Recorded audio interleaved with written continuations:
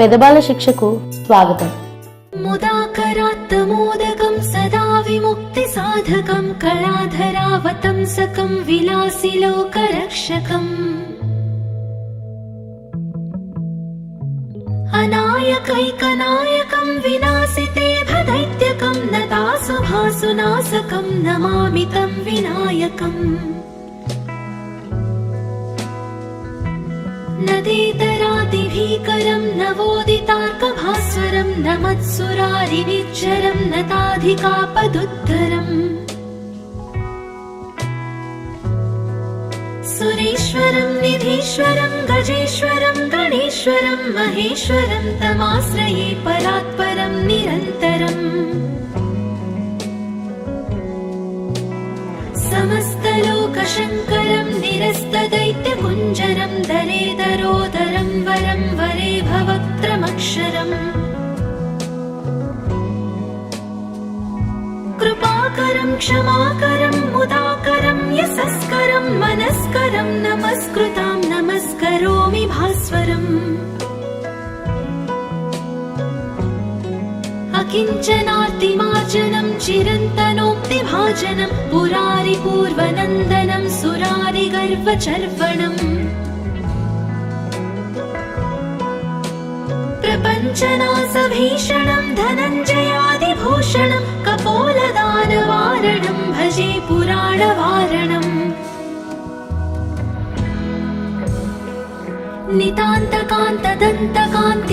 नितान्तकान्तदन्तकान्तिमन्तकान्तकात्मजम् अचिन्त्यरूपमन्तहीनमन्तराय कृन्तनम् हृदन्तरे निरन्तरं वसन्तमेव योगिनां तमेकदन्तमेव तं विचिन्तयामि सन्ततम्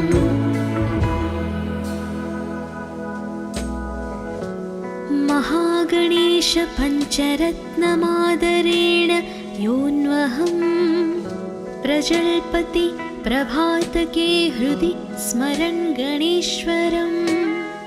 अरोगतामदोषतां सुसाहितिं सुपुत्रतां समाहितायुरष्टभूतिमभ्युपैति सोच्चिरात् मुदाकरात्तमोदकं सदा विमुक्तिसाधकं कलाधरावतंसकं विलासिलोकरक्षकम् अनायकैकनायकं विनाशिते भदैत्यकं नतासुभासुनाशकं नमामि तं विनायकम् नदीतरादिभीकरं नवोदितार्कभास्वरं नमत्सुरारिनिच्चरं नताधिकापदुद्धरम् सुरेश्वरं निधीश्वरं गजेश्वरं गणेश्वरं महेश्वरं तमाश्रये परात्परं निरन्तरम् समस्तलोकशङ्करं निरस्तदैत्यकुञ्जरं दरेदरोदरं वरं वरे भवक्त्रमक्षरम् कृपाकरं क्षमाकरं मुदाकरं यशस्करं मनस्करं नमस्कृतां नमस्करोमि भास्वरम् अकिञ्चनार्तिमार्जनं चिरन्तनोक्तिभाजनं पुरारिपूर्वनन्दनं सुरारिगर्वचर्वणम् प्रपञ्चनासभीषणं धनञ्जयादिभूषणं कपोलदानवारणं भजे पुराणवारणम्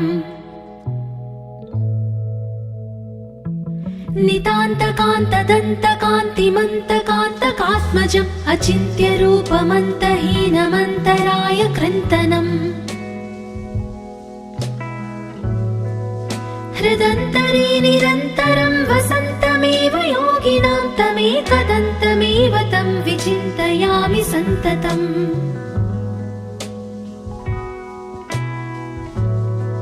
महागणेश पञ्चरत्नमादरेण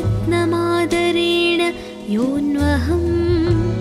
प्रजल्पति प्रभातके हृदि स्मरन् गणेश्वरम् अरोगतामदोषतां दोषतां सुसाहितिं सुपुत्रताम् समाहितायुरष्टभूतिमभ्युपैति सोच्चिरात् मुदाकरात्तमोदकं सदा विमुक्तिसाधकं कलाधरावतंसकं विलासिलोकरक्षकम् अनायकैकनायकं विनाशितेभदैत्यकं नतासुभासुनाशकं नमामि तं विनायकम् नदीतरातिभीकरं नवोदितार्कभास्वरं नमत्सुरारिनिच्चरं नताधिकापदुद्धरम् सुरेश्वरं निधीश्वरं गजेश्वरं गणेश्वरं महेश्वरं तमाश्रये परात्परं निरन्तरम् समस्तलोकशङ्करं निरस्तदैत्यकुञ्जरं दरेदरोदरं वरं वरे भवक्त्रमक्षरम् कृपाकरं क्षमाकरं मुदाकरं यशस्करं मनस्करं नमस्कृतां नमस्करोमि भास्वरम् अकिञ्चनार्तिमार्जनं चिरन्तनोक्तिभाजनं पुरारिपूर्वनन्दनं सुरारिगर्वचर्वणम् प्रपञ्चनासभीषणं धनञ्जयादिभूषणं कपोलदानवारणं भजे पुराणवारणम्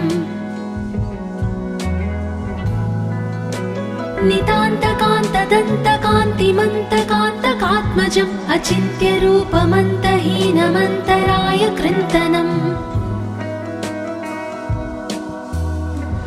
हृदन्तरे निरन्तरं वसन्तमेव योगिनां तमेकदन्तमेव तं विचिन्तयामि सन्ततम्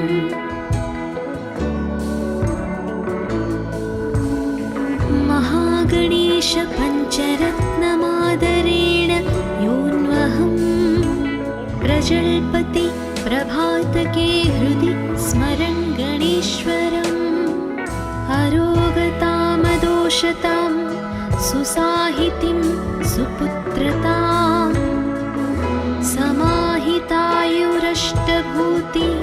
समाहितायुरष्टभूतिमभ्युपैति सोच्चिरात्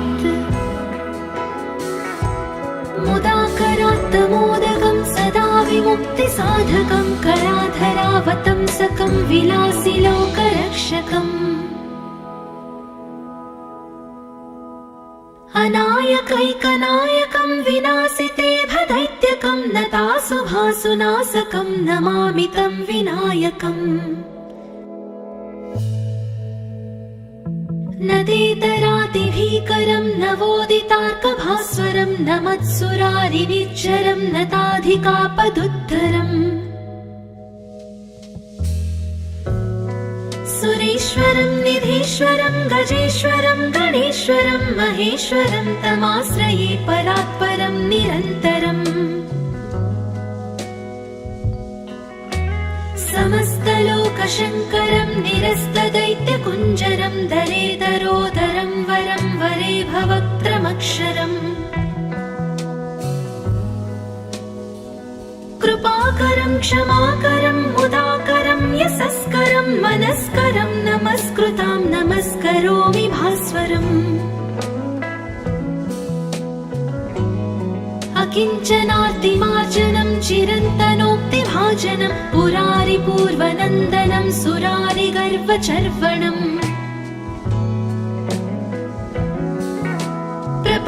प्रपञ्चनासभीषणं धनञ्जयादिभूषणं कपोलदानवारणं भजे पुराणवारणम्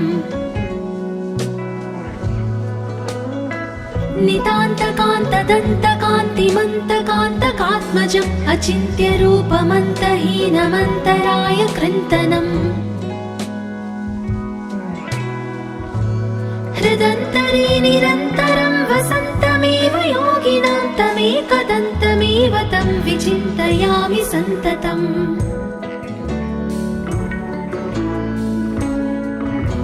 महा महागणेश पञ्चरत्नमादरेण योऽन्वहं प्रजल्पति प्रभातके हृदि स्मरन् गणेश्वरम् अरोगतामदोषतां सुसाहितिं सुपुत्रतां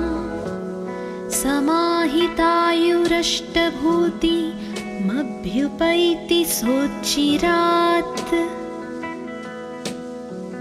मुदाकरात्तमोदकं सदा विमुक्तिसाधकं कलाधरावतंसकं विलासिलोकरक्षकम् अनायकैकनायकं विनाशितेभदैत्यकं नतासुभासुनाशकं नमामि तं विनायकम् नदेतरादिभीकरं नवोदितार्कभास्वरं नमत्सुरारिनिच्चरं नताधिकापदुत्तरम् सुरेश्वरं निधीश्वरं गजेश्वरं गणेश्वरं महेश्वरं तमाश्रये परात्परं निरन्तरम् समस्तलोकशङ्करं निरस्तदैत्यकुञ्जरं दरेदरोदरं वरं वरे भवक्त्रमक्षरम् कृपाकरं क्षमाकरं मुदाकरं यशस्करं मनस्करं नमस्कृतां नमस्करोमि भास्वरम् अकिञ्चनातिमार्जनं चिरन्तनोक्तिभाजनं पुरारिपूर्वनन्दनं सुरारिगर्वचर्वणम् प्रपञ्चनासभीषणं धनञ्जयादिभूषणं कपोलदानवारणं भजे पुराणवारणम्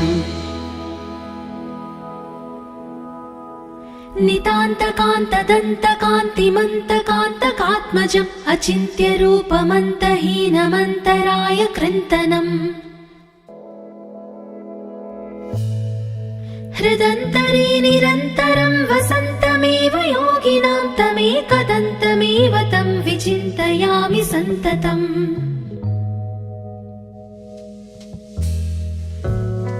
महागणेश पञ्चरत्नमादरेण योऽन्वहं प्रजल्पति प्रभातके हृदि स्मरन् गणेश्वरम् अरोगतामदोषतां सुसाहितिं सुपुत्रतां समाहितायुरष्टभूतिमभ्युपैति सोच्चिरात् मुदाकरात्तमोदकं सदा विमुक्तिसाधकं कलाधरावतंसकं विलासिलोकरक्षकम् अनायकैकनायकं विनाशितेभदैत्यकं नतासुभासुनाशकं नमामि तं विनायकम् नदेतरादिभीकरं नवोदितार्कभास्वरं नमत्सुरारिनिच्चरं नताधिकापदुत्तरम् सुरेश्वरं निधीश्वरं गजेश्वरं गणेश्वरं महेश्वरं तमाश्रये परात्परं निरन्तरम् समस्तलोकशङ्करं निरस्तदैत्यकुञ्जरं दरेदरोदरं वरं वरे भवक्त्रमक्षरम् कृपाकरं क्षमाकरं मुदाकरं यशस्करं मनस्करं नमस्कृतां नमस्करोमि भास्वरम् अकिञ्चनातिमार्जनं चिरन्तनोक्तिभाजनं पुरारिपूर्वनन्दनं सुरारिगर्वचर्वणम् प्रपञ्चनासभीषणं धनञ्जयादिभूषणं कपोलदानवारणं भजे पुराणवारणम्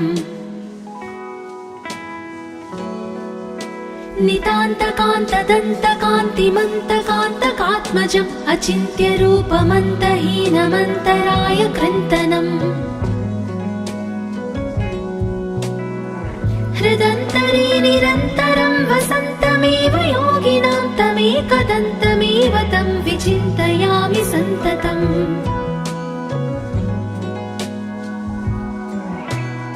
महागणेश पञ्चरत्नमादरेण योऽन्वहं प्रजल्पति प्रभातके हृदि स्मरन् गणेश्वरम्। अरोगतामदोषतां सुसाहितिं सुपुत्रतां समाहितायुरष्टभूतिमभ्युपैति सोच्चिरात्।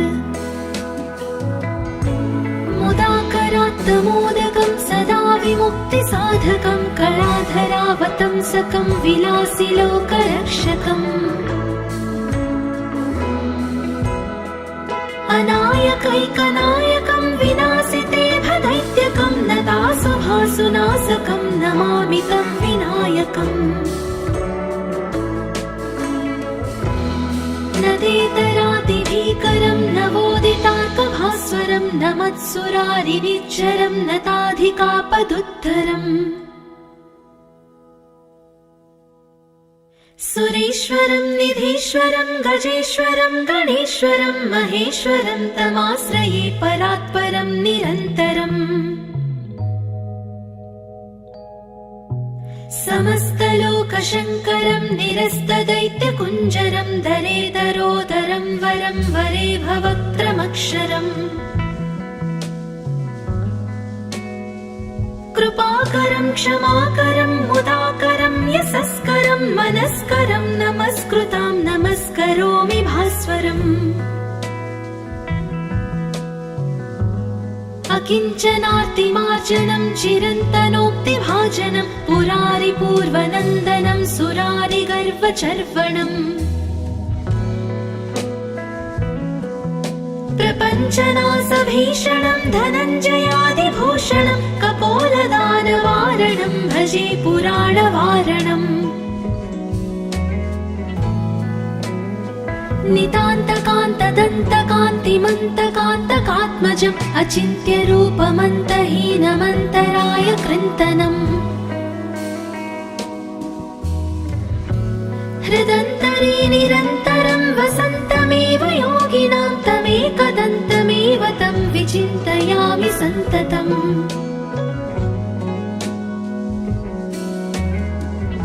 महागणेश पञ्चरत्नमादरेण योऽन्वहं प्रजल्पति प्रभातके हृदि स्मरन् गणेश्वरम्। अरोगतामदोषतां सुसाहितिं सुपुत्रतां समाहितायुरष्टभूतिमभ्युपैति सोच्चिरात्। मुदाकरात्तमोदकं सदा विमुक्तिसाधकं कलाधरावतंसकं विलासिलोकरक्षकम्। अनायकैकनायकं विनाशिते भदैत्यकं नतासुभासुनाशकं नमामि तं विनायकम्। नदेतरादिभीकरं नवोदितार्कभास्वरं नमत्सुरारिनिच्चरं नताधिकापदुद्धरम्। सुरेश्वरं निधीश्वरं गजेश्वरं गणेश्वरं महेश्वरं तमाश्रये परात्परं निरन्तरम्। समस्तलोकशङ्करं निरस्तदैत्यकुञ्जरं दरेदरोदरं वरं वरे भवक्त्रमक्षरम्। कृपाकरं क्षमाकरं मुदाकरं यशस्करं मनस्करं नमस्कृतां नमस्करोमि भास्वरम्। अकिञ्चनार्तिमार्जनं चिरन्तनोक्तिभाजनं पुरारिपूर्वनन्दनं सुरारिगर्वचर्वणम्। प्रपञ्चनासभीषणं धनञ्जयादिभूषणं कपोलदानवारणं भजे पुराणवारणम्। नितान्तकान्तदन्तकान्तिमन्तकान्तकात्मजम् अचिन्त्यरूपमन्तहीनमन्तराय कृन्तनम् हृदन्तरे निरन्तरं वसन्तमेव योगिनां तमेकदन्तमेव तं विचिन्तयामि सन्ततम्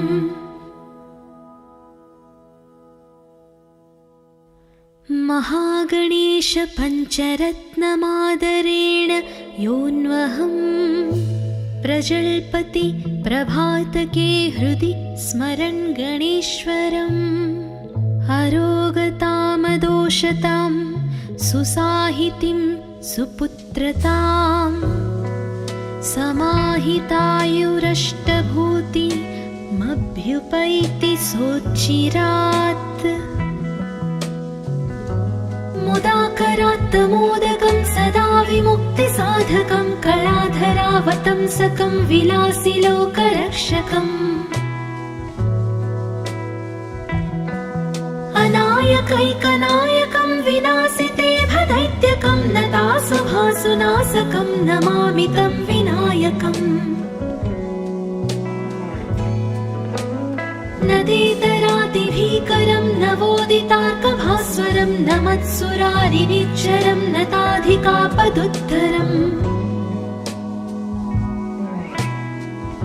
सुरेश्वरं निधीश्वरं गजेश्वरं गणेश्वरं महेश्वरं तमाश्रये परात्परं निरन्तरम् समस्तलोकशङ्करं निरस्तदैत्यकुञ्जरं दरेदरोदरं वरं वरे भवक्त्रमक्षरम् कृपाकरं क्षमाकरं मुदाकरं यशस्करं मनस्करं नमस्कृतां नमस्करोमि भास्वरम्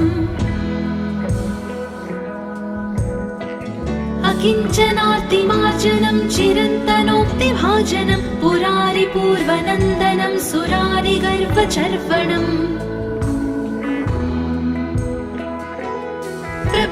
प्रपञ्चनासभीषणं धनञ्जयादिभूषणं कपोलदानवारणं भजे पुराणवारणम्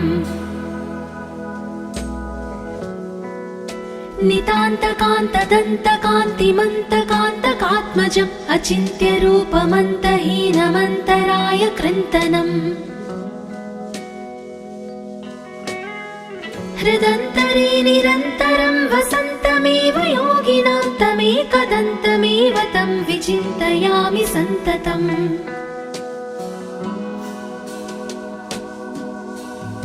महागणेश पञ्चरत्नमादरेण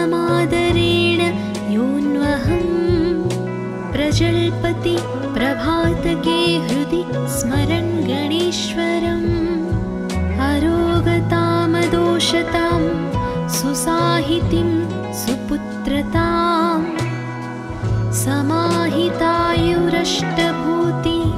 समाहितायुरष्टभूतिमभ्युपैति सोच्चिरात्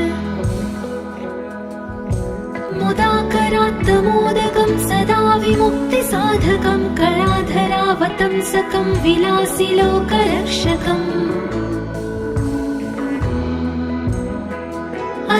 अनायकैकनायकं विनाशिते भदैत्यकं नतासुभासुनाशकं नमामि तं विनायकम् नदेतरातिभीकरं नवोदितार्कभास्वरं नमत्सुरारिनिच्चरं नताधिकापदुत्तरम् सुरेश्वरं निधीश्वरं गजेश्वरं गणेश्वरं महेश्वरं तमाश्रये परात्परं निरन्तरम्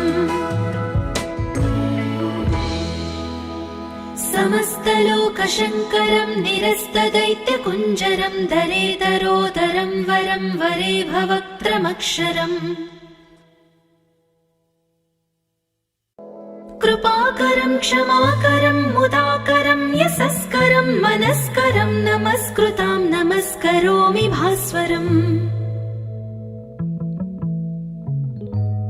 अकिञ्चनार्तिमार्जनं चिरन्तनोक्तिभाजनं पुरारिपूर्वनन्दनं सुरारिगर्वचर्वणम् प्रपञ्चनासभीषणं धनञ्जयादिभूषणं कपोलदानवारणं भजे पुराणवारणम्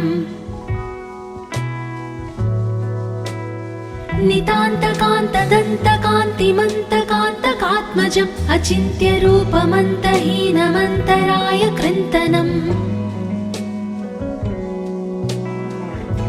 हृदन्तरे निरन्तरं वसन्तमेव योगिनां तमेकदन्तमेव तं विचिन्तयामि सन्ततम्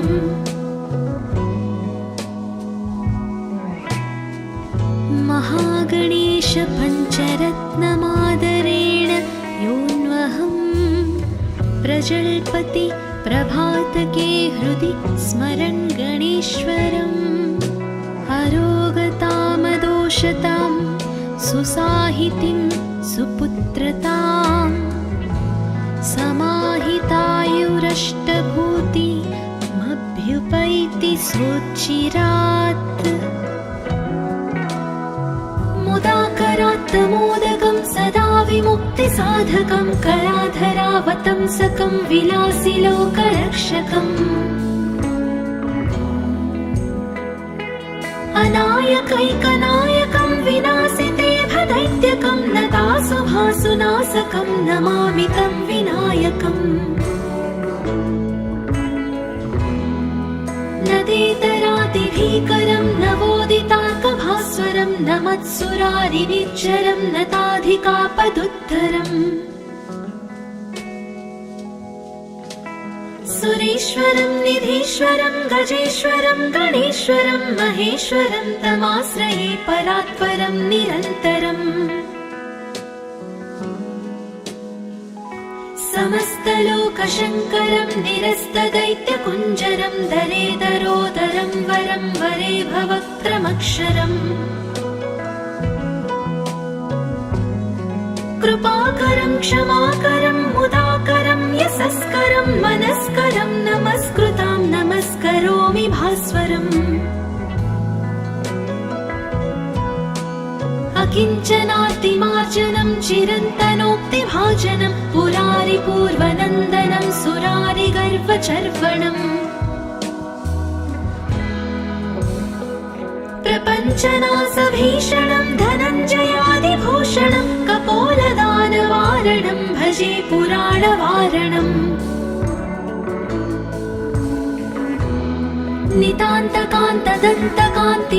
नितान्तकान्तदन्तकान्तिमन्तकान्तकात्मजम् अचिन्त्यरूपमन्तहीनमन्तराय कृन्तनम् हृदन्तरे निरन्तरं वसन्तमेव योगिनां तमेकदन्तमेव तं विचिन्तयामि सन्ततम्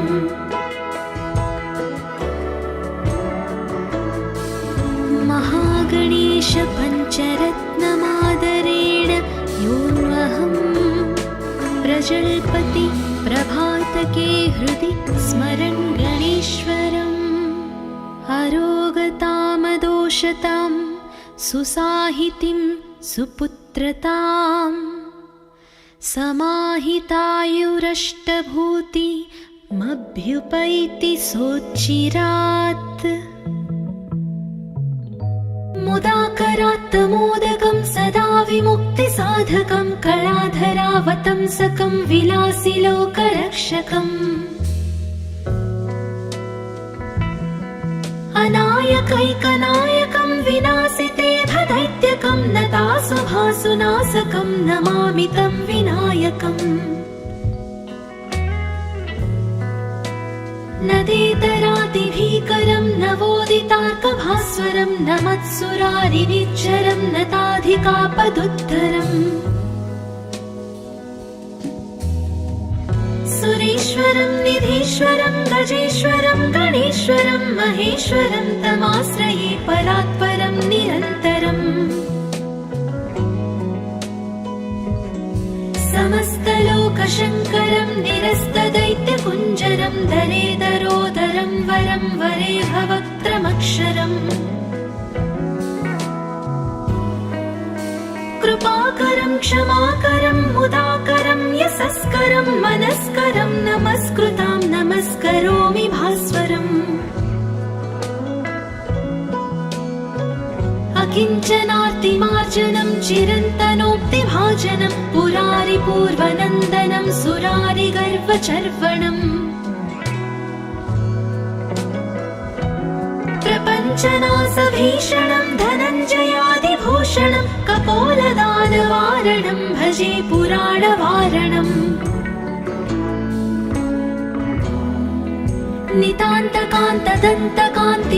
नितान्तकान्तदन्तकान्तिमन्तकान्तकात्मजम् अचिन्त्यरूपमन्तहीनमन्तराय कृन्तनम्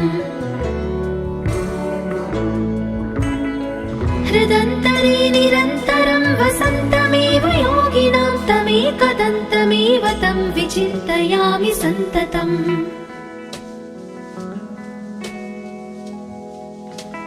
महागणेश पञ्चरत्नमादरेण